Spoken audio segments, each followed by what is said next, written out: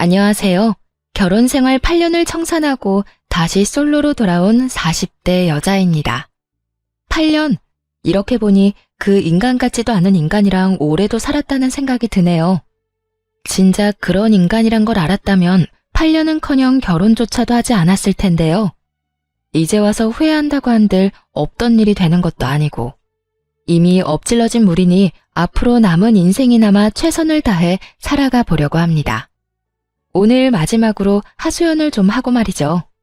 그러면 길고도 긴 저의 이야기 들어보실래요? 저와 남편은 결혼한 지 8년이 된 부부였어요. 저흰 둘 다 아이를 원하지 않았습니다. 다행히 저희의 의견을 시댁과 친정에서 존중해주는 분위기였죠. 그렇기에 각자 회사 다니며 결혼 생활을 즐기고 있었습니다. 결혼한 지 8년이나 됐지만 크게 부딪히는 일 없이 화목한 가정을 꾸려나갔죠. 남편이 워낙 다정한 사람이라 거의 싸우는 일도 없었어요. 게다가 저보다 친정에서 더 신경을 써주는 사람이라 늘 남편에게 고마웠죠. 오늘 장모님 건강검진 가시는 날인 건 알지? 어? 그게 오늘이야? 어이구, 어떻게 그걸 잊냐. 당신 그럴 줄 알고 나 오늘 연차냈어. 내가 모시고 다녀올게. 정말? 고마워. 어떻게 그걸 잊을 수가 있지? 당신 아니었음 오늘 큰일 날 뻔했네. 바쁘다 보면 그럴 수도 있지. 장모님은 내가 잘 모시고 다녀올 테니까 당신은 출근이나 잘하세요. 이렇듯 남편은 제가 잊은 친정일에도 발벗고 나서주었어요. 그런 남편의 모습에 결혼 하나는 정말 잘했다는 생각도 많이 했고요. 남편의 이중적인 모습에 속고 있다는 것은 꿈에도 모르고 말입니다. 그렇게 잘 지내던 어느 날 몸이 이상하다는 느낌이 계속 들더라고요. 덜컥 겁이 났어요. 혹시나 암 같은 큰 병은 아닌가 해서 말이죠. 걱정을 가득 안고 병원에 가보니 그곳에서 뜻밖의 이야기를 듣게 되었어요. 축하합니다. 임신입니다. 네, 임신이라고 하더라고요. 상상하지도 못한 임신이었죠.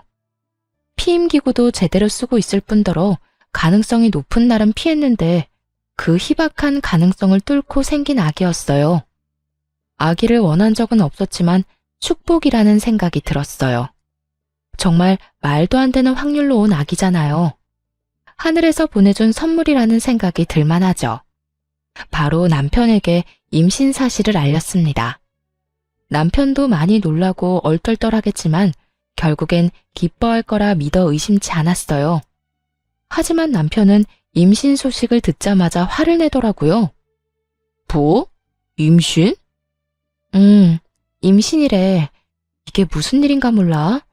조심하기도 하고 나이도 많아서 그런 쪽으론 전혀 생각하지 못했는데. 무슨 여자가 날짜 계산도 제대로 못해서 이사다를 만드는 거야? 우리 아이는 갖지 말자고 했었던 거 잊었어? 이제 어떻게 할 거야? 남편의 말을 듣고 있자니 섭섭한 마음이 확 들더라고요. 아무리 임신 계획이 전혀 없었던 상황이라고 한들 말이죠. 거기에다 저딴 식으로 대뜸 화를 내니 기분이 상하기도 했고요. 당신은 무슨 말을 그렇게 해?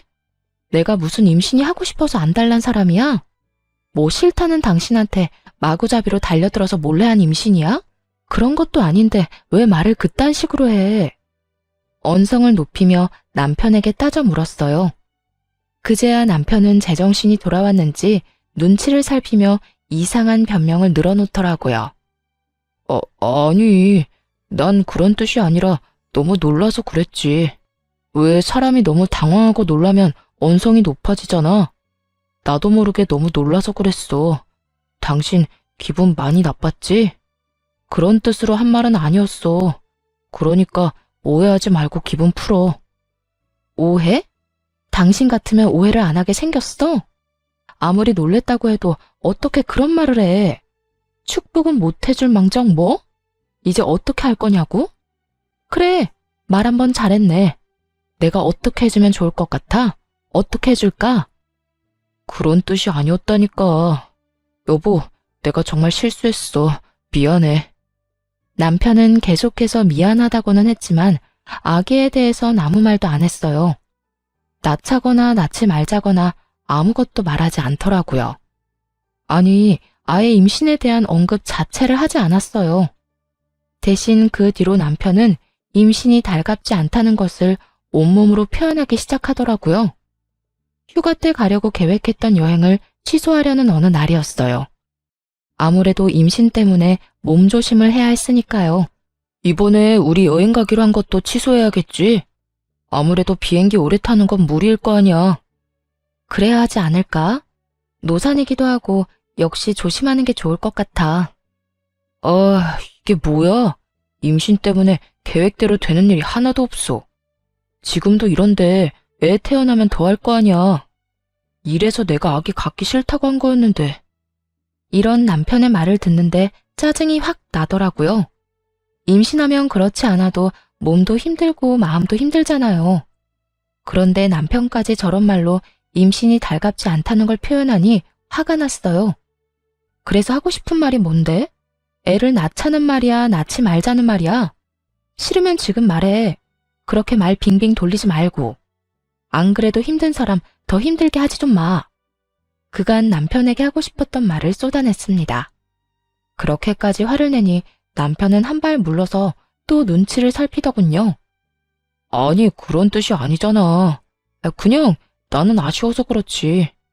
이번 여행 우리가 정말 기대했었는데 이렇게 취소해야 하니까 아쉬워서 그랬어. 여행 취소해서 아쉬운 것도 당신이 달갑지 않아 하는 것도 다 알아. 근데 이왕 생긴 아기 축복이라고 생각하고 좋게 말해주면 안 돼? 없을 것도 아니고 낳아서 키워야 하잖아. 대체 언제까지 그렇게 임신 탓하고 있을 건데? 미안해.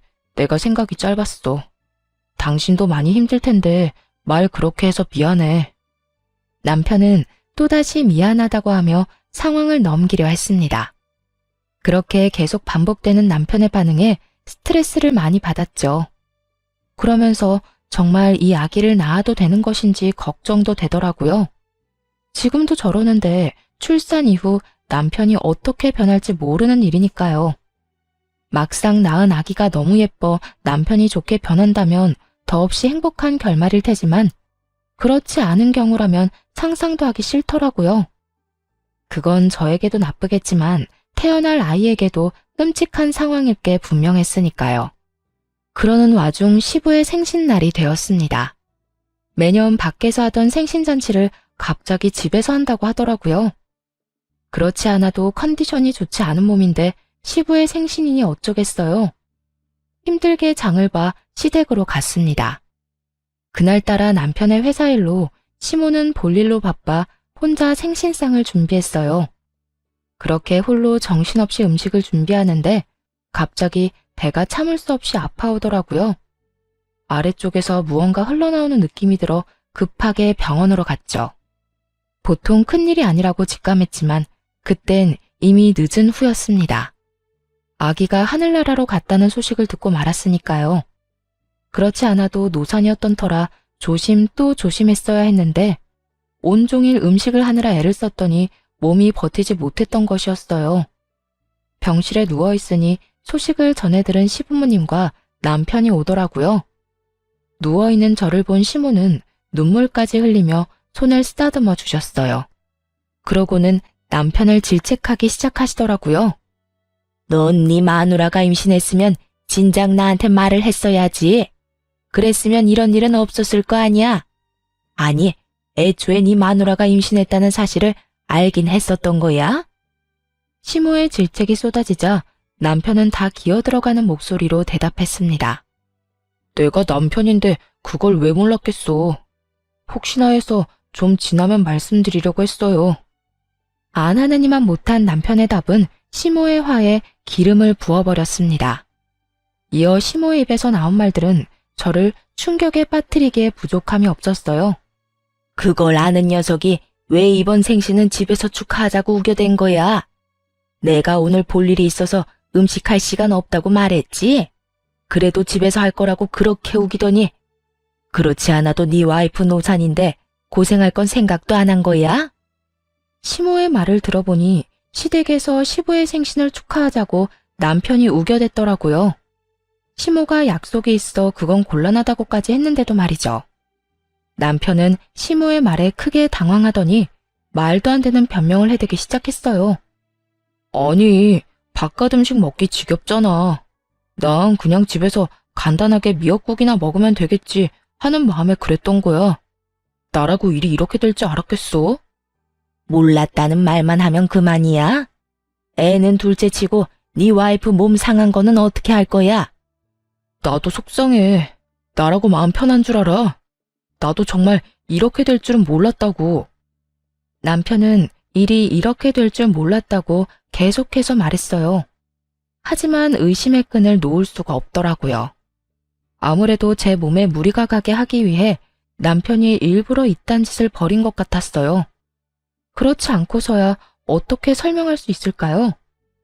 갑자기 집에서 생신상을 준비하자느니 타이밍 좋게 회사에 급한 일이 생겼다느니 평소와 다른 행실이 의심스럽기 짝이 없었죠. 무엇보다 수상한 건 남편이 지나치게 제 눈치를 살핀다는 거였어요. 물론 유산을 했으니 눈치를 살피는 게 당연하긴 했죠. 그런데 눈빛이 뭔가 이상했습니다. 걱정과 우려가 섞인 눈빛이 아니라 초조함이 담긴 눈빛 같더군요. 마치 죄 지은 사람이 눈치를 살피는 것처럼요. 그렇게 남편에 대한 의심은 나날이 커졌습니다. 그리고 유산의 아픔에서도 쉽게 벗어나지 못하고 있었어요.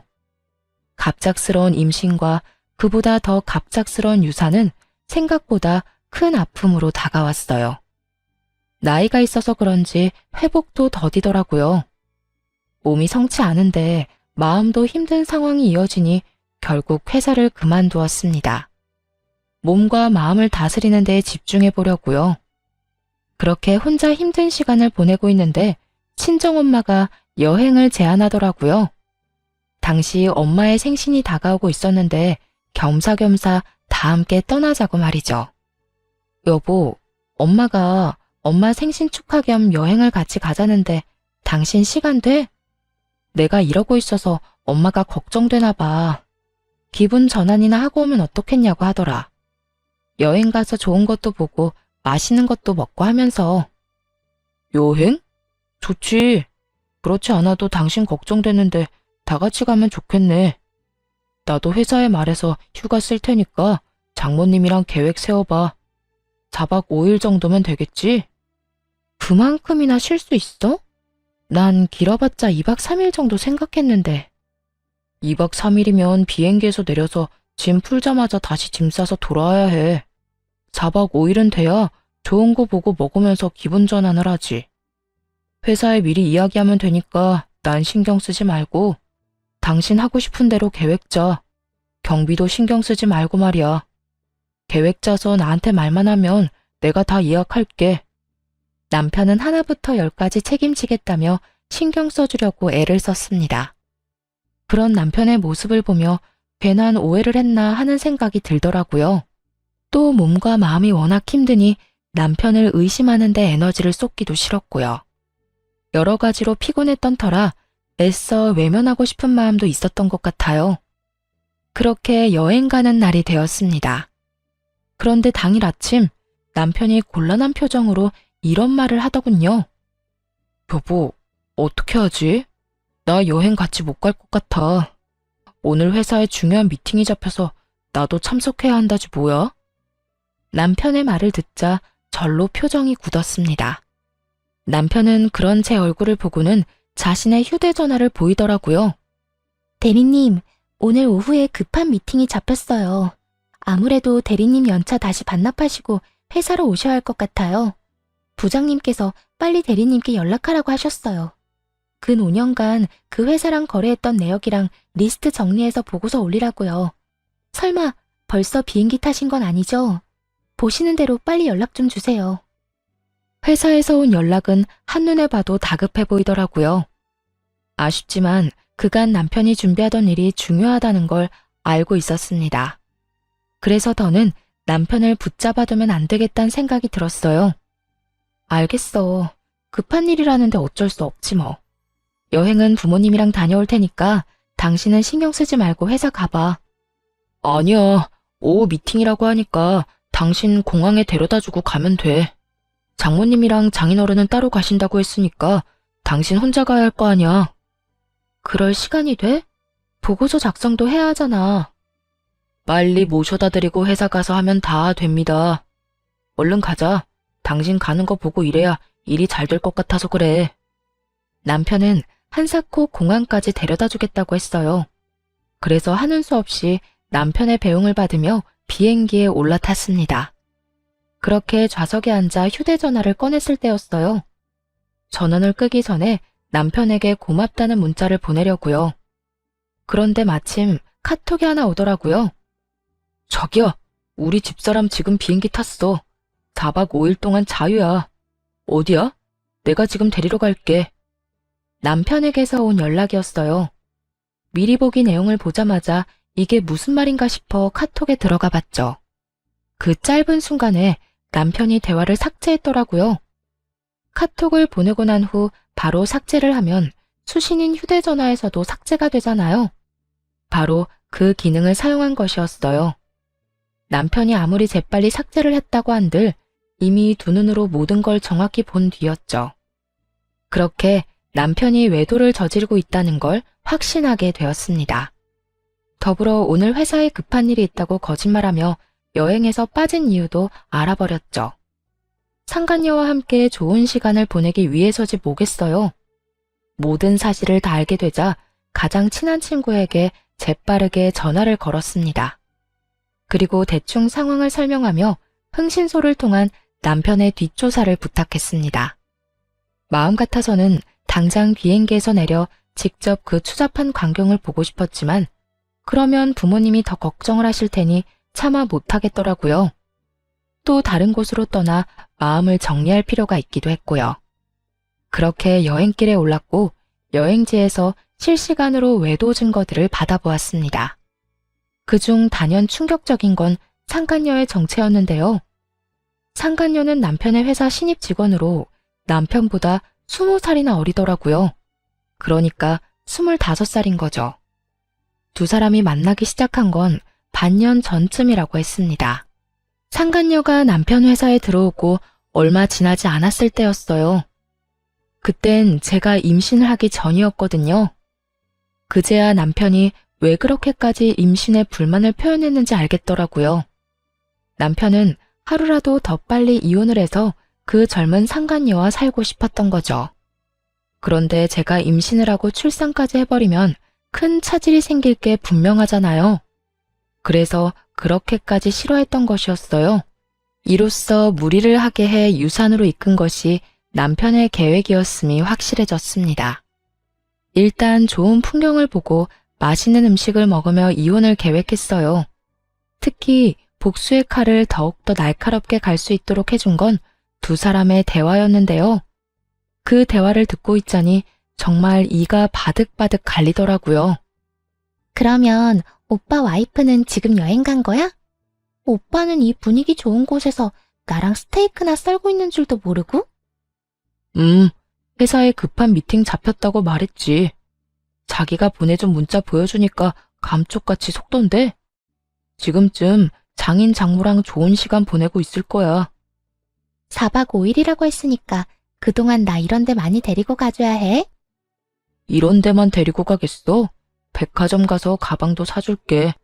이럴 줄 알았으면 그냥 한 달 쉬다 오자고 할 걸 그랬어. 그러면 자기랑 여행도 다니고 좋았을 텐데. 비행기 추락사고 이런 거라도 일어났으면 좋겠다. 그러면 이혼을 어떻게 해야 할지 걱정 안 해도 될 텐데.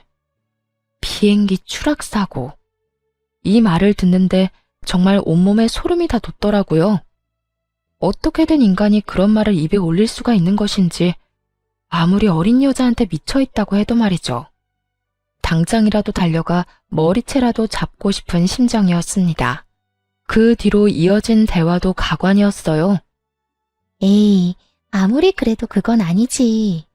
그나저나 나 이번에 기획안 제출하라고 하던데 오빠가 도와줄 거지?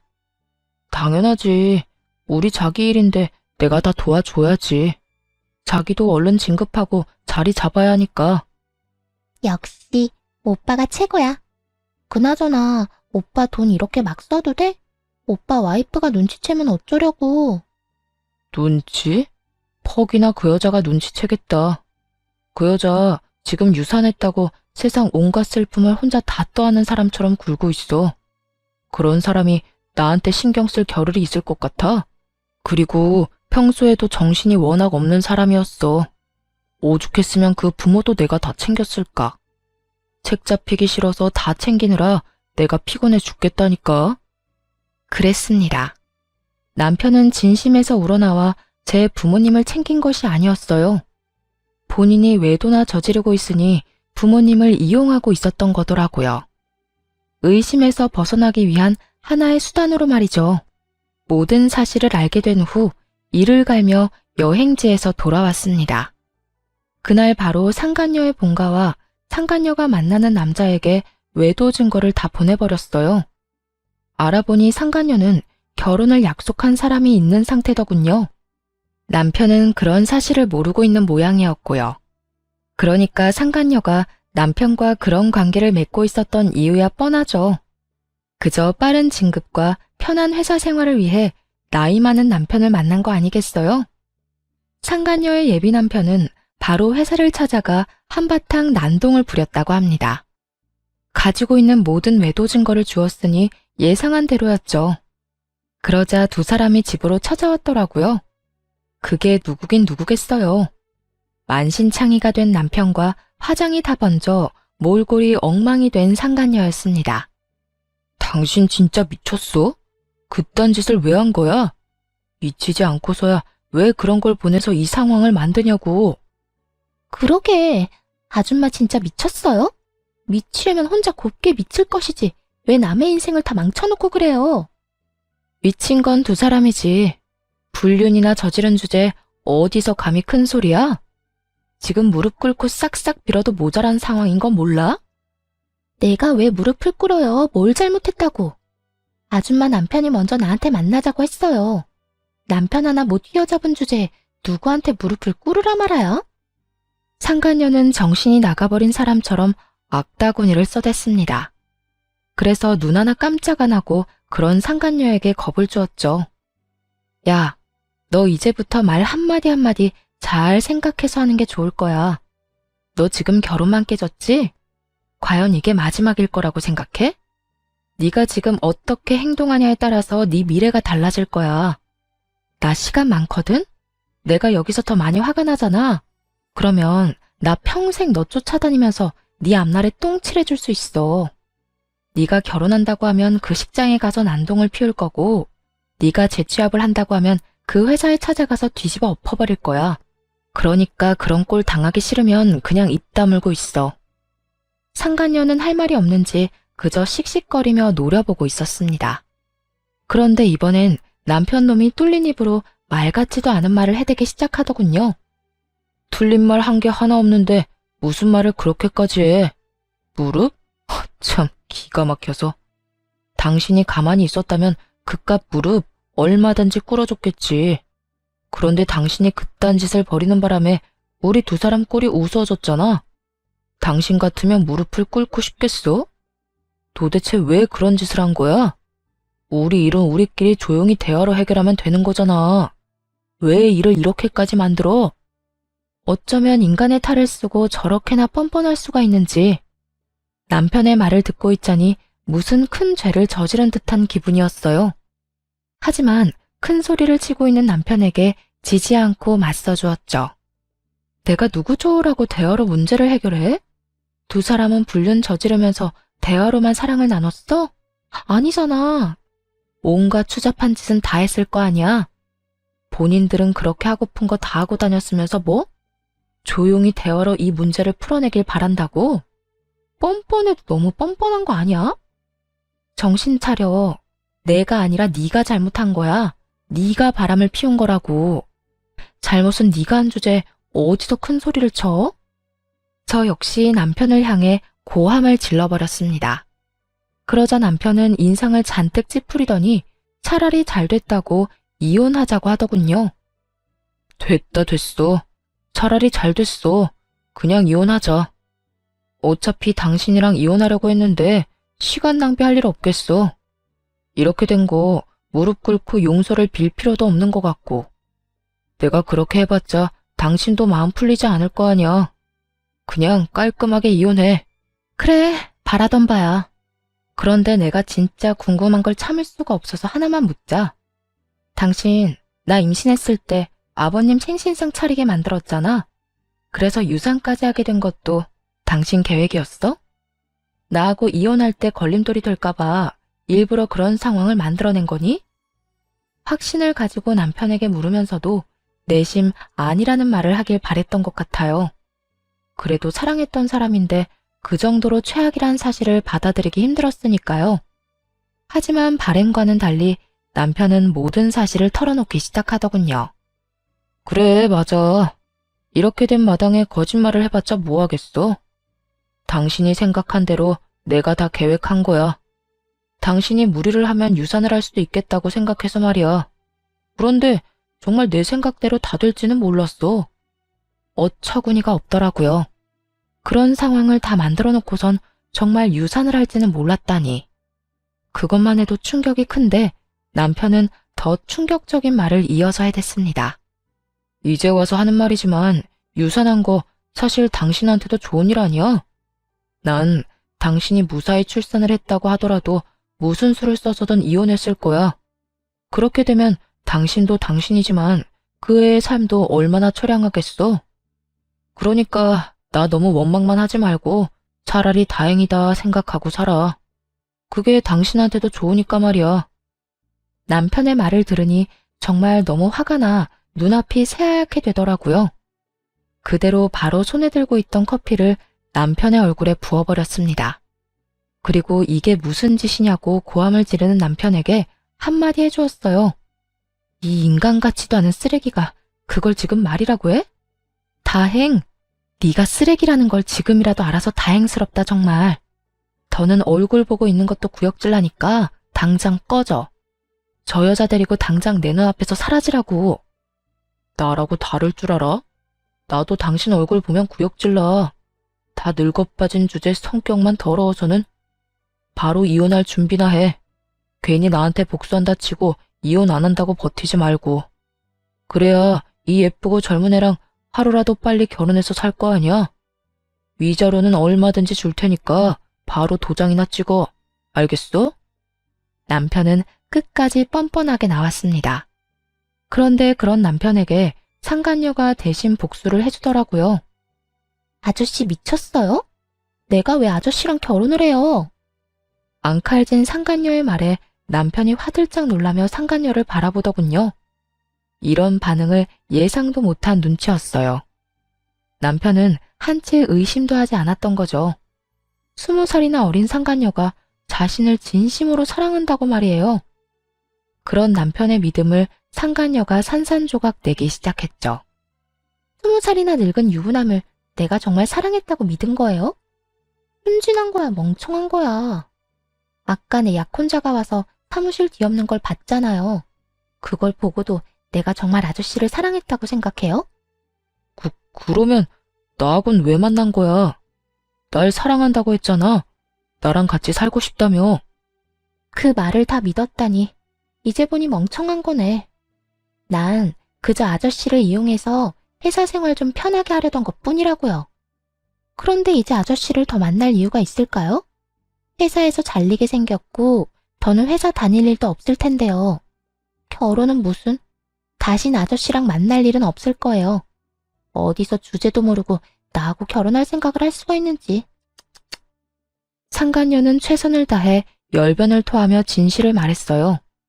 막상 남편은 제대로 듣지 않고 있었지만요. 저런 모욕적인 말을 들으면서도 상간녀를 붙잡고 헛소리할 정도였으니까요. 자기야, 진짜 왜 그래? 지금 집사람이 보고 있어서 그래? 자기도 다 들었잖아. 나 이제 저 여자랑 곧 이혼해. 그러면 자기랑 행복하게 살 수 있다고. 남편은 제가 아니라 상간녀에게 무릎을 꿇고 울고불고 매달리고 있었습니다. 하지만 상간녀는 그런 남편의 손을 가차없이 뿌리쳐버리더군요. 아, 진짜. 구질구질하게 왜 이래? 말귀를 못 알아먹어요? 난 평생 노인네 뒷바라지나 하면서 살 생각 전혀 없다고요. 그러니까 아저씨도 꿈 깨세요. 상간녀는 한결같이 냉정한 모습으로 남편을 대했어요. 그런 상간녀의 모습에 남편은 드디어 현실을 자각한 듯 원망을 쏟아내더라고요. 다 진심인 거야? 네가 어떻게 나한테 이럴 수가 있어? 어떻게 나한테 이럴 수가 있냐고. 내가 너한테 지금까지 뭘 해줬는데? 누가 해달라고 했나? 다 자기가 해주고 싶어서 했으면서 이제 와서 왜 저래? 상간녀는 절망을 쏟아내는 남편이 지긋지긋하다는 듯 굴었습니다. 더 이상 듣고 있고 싶지 않았어요. 그대로 그 꼴값을 떠는 인간들을 집에서 내쫓아 버렸습니다. 두 사람은 한참을 현관문 앞에서 다툰다 싶더니 경비분의 손에 쫓겨났습니다. 워낙 시끄러워서 다른 주민이 신고라도 했던 거겠죠. 그 후 이혼 소송과 상간녀 소송까지 진행해 모두 승소를 했습니다. 덕분에 위자료를 받고 이혼할 수 있었어요. 상간녀는 끝까지 미안하다는 말 한마디 없었습니다. 중간에 남편이 설득을 어떻게 한 것인지 다시 사이가 좋아졌더라고요. 20살이나 많은 이혼남을 옆에 끼고 으스대는 꼴이 참 웃기지도 않았어요. 드디어 다 끝났네요. 받은 위자료로 새 출발 잘하세요, 아줌마. 난 아줌마가 이혼해준 덕분에 돈 걱정 안 하고 살 테니까. 백수 신세의 20살 많은 남자가 뭘 어떻게 해주려나? 과연 돈 걱정 안 하게 해줄지 모르겠네. 뭐 그렇게 생각해서 네 마음이 편하다면 그대로 살아. 정신건강에는 좋겠네. 어머, 아줌마 몰랐어요? 우리 자기 집에 재산이 좀 있다던데. 그래서 그렇게 쉽게 이혼한 건가? 들어보니까 우리 오빠 물려주려고 건물도 처분하시려고 한다던데요? 그렇지, 오빠. 그럼 내가 다 알아봤지. 3층짜리 건물 처분하려고 부동산에 내놨다고 하더라고. 그거 처분하면 누굴 주겠어? 하나뿐인 아들인 날 주시겠지. 내가 그 돈으로 우리 자기 돈 걱정 없이 살게 해줄게. 자기는 그냥 내 옆에 있기만 해. 들었죠? 아줌마는 좀 억울하겠어요. 더럽고 치사해도 참고 버텼으면 돈은 펑펑 쓰면서 살았을 텐데. 볼 꼴 못 볼 꼴 다 보고 이 대박 기회를 놓쳤으니 얼마나 억울하겠어? 내가 아줌마 억울하지 않게 부지런히 잘 쓸게요, 그 돈. 들어보니 전 남편은 상간녀를 전 시댁의 재산으로 홀린 듯 하더라고요. 그제야 왜 둘의 사이가 다시 좋아졌는지 이해가 됐습니다. 상간녀는 결혼도 무산되고 본가에서도 쫓겨났으니 갈 곳이 없었겠죠. 그러다 전 남편이 재산을 받을 것 같자 나이 많은 그의 곁을 남기로 한 것이었고요. 그래서 시샘이 나거나 후회했냐고요? 전혀요. 억만금을 준다고 해도 저 남자와는 더 살 생각이 없었습니다.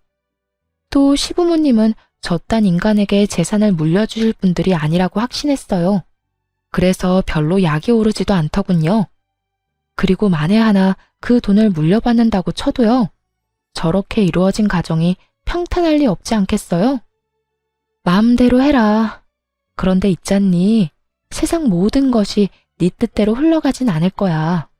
그 돈이 정말 네 손으로 들어오게 될지는 난 잘 모르겠다. 그래도 넌 그렇게 믿고 살아.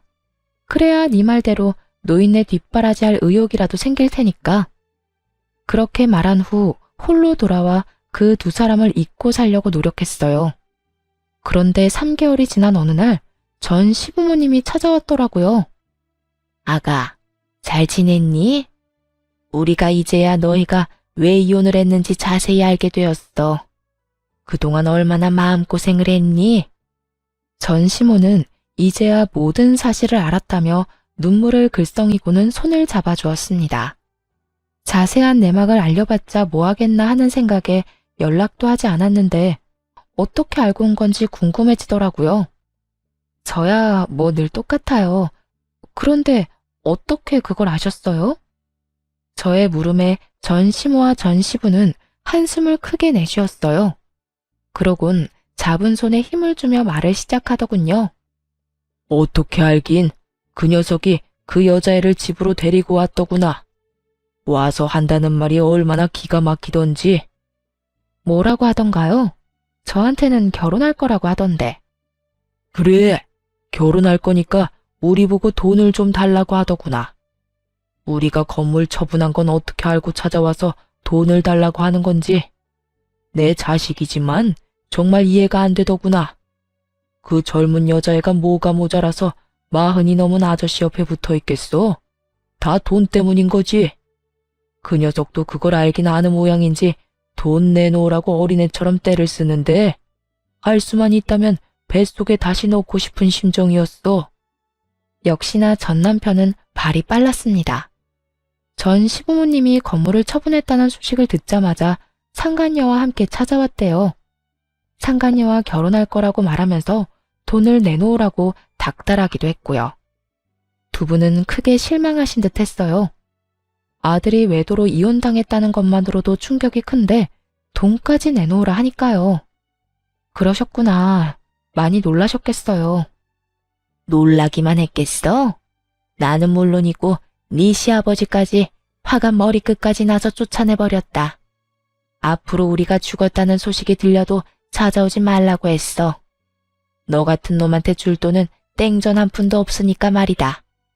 전 시모는 격양된 목소리로 이렇게 말하더니 무언가를 손에 쥐어주었습니다. 그건 바로 준비해오신 통장이었어요. 이게 뭐예요? 이거 네 거야. 언젠간 너희 부부한테 물려주려고 모았던 돈이랑 건물 처분한 돈 조금 넣었다. 깜짝 놀라 통장을 열어보았습니다. 그곳엔 예상보다 큰 금액이 찍혀 있더라고요. 다시 통장을 돌려드리며 차마 받을 수 없다고 했죠. 그런데도 전 시모는 다시 통장을 주며 받으라고 하시더라고요. 어머님, 이거 너무 많아요. 저 위자료도 받았고 이렇게 큰 돈은 필요 없어요. 필요 없기는 내 아들놈 때문에 유산이라는 아픔도 겪었지 않니? 또 그런 꼴까지 보고 이혼하게 됐는데 그까짓 위자료로 되겠어? 이 돈으로도 네 상처가 치유되지 않을 거라는 거 잘 안다. 그런데 이렇게라도 해야 우리 마음이 편해서 그래. 이런 것밖에 줄 수 없어서 미안하구나. 전 시모는 끝까지 손에 통장을 쥐어주셨습니다. 그러면서 당부의 말도 잊지 않으시더군요. 그리고 그 녀석이 널 찾아올 수도 있어. 그 여자애는 물려받을 돈이 없다고 생각되면 바로 그 녀석 버리고 도망갈 거야. 너도 봤으니 다 알겠지만 말이다. 그러면 그 녀석이 어딜 가겠어? 우리한테는 쫓겨나고 영까지 끊겼으니 널 찾아오지 않겠어? 만에 하나라도 널 찾아오거든 소금이나 뿌리고 쫓아내버려. 다신 찾아오지 말라고 말하면서 말이야. 전 시모는 끝까지 저의 편에 서서 저를 위한 말을 해준 후 돌아갔어요. 시간이 흐른 뒤 역시나 전 시모의 말처럼 전 남편 놈이 절 찾아왔더라고요. 이혼하자고 할 때는 그렇게나 뻔뻔하고 당당한 모습이더니 이번엔 잔뜩 불쌍한 척을 하며 앞에 서 있더군요. 여보, 오랜만이야. 여보 좋아한다. 너랑 나 이혼한 지가 언젠데 여보래? 그리고 왜 찾아왔어? 우리 다시는 보지 않기로 암묵적으로 약속한 거 아니었어? 상간녀랑 행복하게 살 테니 빨리 이혼하자고 한 사람이 당신이란 걸 잊었어? 아직도 그 일을 마음에 두고 있는 거야? 그게 언제적 일인데. 나 그 여자애랑 끝냈어. 막상 이혼하고 나니까 당신이 그리워서 안 되겠더라고. 그래서 끝내버렸어. 당신한테 돌아오려고 말이야. 입에 침이나 바르고 거짓말을 하는 건지 전 남편은 얼굴색 하나 안 변하고 오로지 절 너무 사랑해서 돌아온 거라고 하더군요. 상간녀의 말처럼 멍청하기 짝이 없었어요. 이제와 후회한다고 내가 그리워 돌아왔다고 하면 뭐 달라지나요? 이쪽은 받아줄 생각 요만큼도 없는데 혼자서 확신하는 눈치였어요. 모두 없던 일로 하고 자신을 받아줄 거라고 말이죠. 당신은 내 생각 안 났어? 그래도 연애까지 합치면 우리가 함께한 세월이 10년이 넘는데 가끔 내 생각 나지 않았느냐고. 이제 와서 이딴 말 하는 거 보니까 그 어린애가 도망이라도 갔나 봐? 그걸 어떻게... 다 아는 것 같으니까 솔직하게 말할게. 그 애 그냥 도망가 버렸어. 내가 받을 재산 없고 부모님하고 연도 끊기니까 알아채고 바로 도망치더라. 정말 뒤도 한번 돌아보지 않더라고. 내가 이때껏 쓴 돈이 얼만데 정말 나쁘지 않아? 진짜 이런저런 일 다 겪으면서 느낀 건데 당신만한 여자가 없더라고. 당신처럼 나랑 잘 맞고 나를 잘 이해해주는 사람이 없었어. 그래서 하는 말인데 나랑 다시 시작하면 안 될까? 전 남편은 어느새 뻔뻔한 모습으로 돌아와 다시 시작하자는 말을 했어요. 그래서 어떻게 했냐고요? 그런 남편의 얼굴에 손에 쥐고 있던 굵은 소금을 뿌려주며 이렇게 말했죠. 이거나 먹고 떨어져. 어디서 꼴같이 재결합을 우느네? 내가 미쳤어? 너 따위 놈이랑 다시 살게. 너 같은 거 돈 주면서 데리고 살라고 해도 싫다 이 말이야. 전 남편은 이런 반응을 예상하지 못했다는 듯 황당하단 눈빛으로 바라보더군요. 그러더니 이내 표정을 바꿔 본색을 드러내기 시작했어요. 그래, 그러면 돈이나 좀 내놔.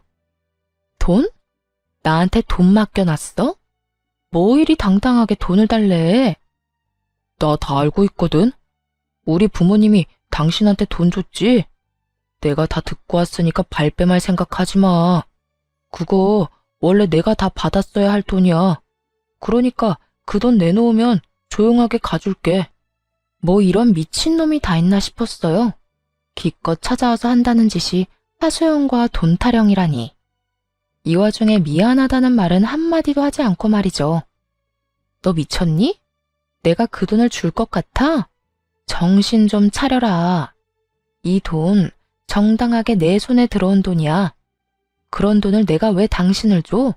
당신 같으면 주겠어? 정당? 정당 같은 소리 하네. 전부 우리 부모님 돈인데 남인 당신이 그 돈을 왜 받아? 그거 내가 소송 걸면 다 나한테로 돌아오게 되어 있어. 그러니까 그때 가서 후회하지 말고 지금 내놔. 지금 나한테 주면 그 돈의 절반은 당신 줄게. 예정을 생각해서 말이야. 아, 그러셔? 그러면 당신이 말한 대로 소송 걸어. 걸면 되겠네. 그렇게 깔끔한 방법을 두고 왜 여기 와서 이 난리야? 피차 얼굴 보기도 싫은 사이에 이러고 있지 말고 가서 변호사나 선임해. 그래야 이 아까운 돈 한 푼이라도 받아갈 거 아니야. 전 남편에게 한마디도 지지 않고 맞섰습니다. 그러자 전 남편은 할 말이 없었는지 난동을 피우더라고요. 야, 얼른 돈 못 내놔? 돈 줄 때까지 여기서 안 나갈 거니까 그런 줄 알아. 잘 됐네. 그렇지 않아도 갈 곳도 없었는데 계속 여기서 지내면서 돈 받아가면 되겠어. 내 꼴 보기 싫다고 했지? 그런데 어떻게 하냐? 난 당신한테 돈 받을 때까지 안 나갈 건데. 기어이 전 남편은 바닥에 드러누워 눈을 감아버렸습니다. 그런 전 남편의 모습을 보며 끝까지 진상이다 싶었어요. 결국 경찰서에 신고를 해버렸고 전 남편은 경찰의 손에 의해 쫓겨나게 되었죠. 그런데 그게 끝이 아니었습니다. 이번에는 상간녀에게 연락이 다 왔더라고요. 전 남편을 제발 좀 데리고 가라고 말이에요. 쫓겨난 전 남편이 이쪽으로 오는 대신 상간녀를 찾아가 진상을 부려댔나 봐요. 아줌마 남편 좀 데리고 가세요. 혼자 사는 거 힘들 텐데 저 남자라도 데리고 가서 살라고요. 내가 미쳤니? 너도 싫은 남자 나라고 좋겠어? 그러지 말고 잘 데리고 살아. 너 좋다고 그렇게까지 매달리는 남자 살면서 찾기 힘들다. 그러니까 네 운명이라 생각하고 잘 데리고 살아봐. 내가 미쳤어요? 그때야 받을 재산이라도 있다고 하니 한번 같이 살아볼까 했던 거지. 지금은 아무것도 없는 늙은 노인네 뭐 득될 게 있다고 데리고 살아요? 그러니까 그런 노인네를 나라고 데리고 살고 싶을 것 같아? 그리고 너 내가 한 말 잊었어? 여기서 더 열받게 하면 너 쫓아다니면서 네 인생에 똥칠한다는 말. 앞으로 펼쳐진 게 꽃길은 아니더라도 똥밭은 아니어야 하지 않겠니? 다신 나한테 연락하지 마라. 그리고 너 좋다고 찾아간 남자는 네가 해결해. 그 뒤로 겁이 나긴 했는지 상간녀에게서 연락 오는 일이 더는 없었어요. 그리고 반가운 소식을 하나 전해 들었는데요. 전 남편이 얼마나 끈질기게 상간녀를 찾아가 난동을 부렸는지는 몰라도 결국 구치소에 갇힌 신세가 되었다고 합니다. 그 이후의 소식은 들리지 않았고 저는 제 삶을 살고 있는 중입니다. 요즘은 시골로 내려와 정착해 살고 있는데요. 귀농해서 농사 짓는 게 적성에 딱 맞는 것 같아요.